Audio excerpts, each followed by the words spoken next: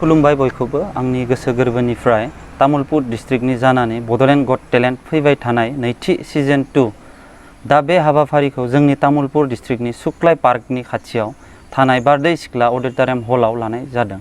दा बे हाबाफारियाव गोबां रोखोमनि आयदाखौ लानानै खुंफुंनो आखायाव लादो, जेराव जाहैबाय सावगारि आखिनाय, फेशन, मेथाइ रोजाबनाय, मोसानाय बायदि बायदियै लानाय जादों।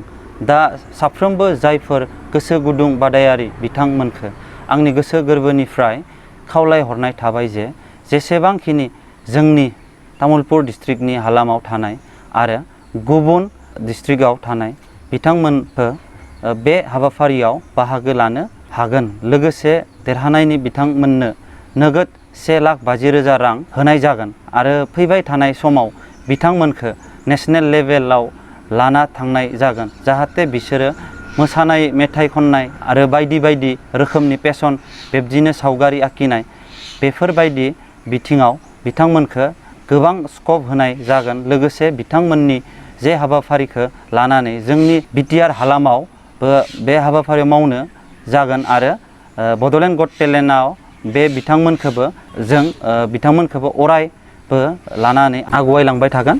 गोजोन्थों।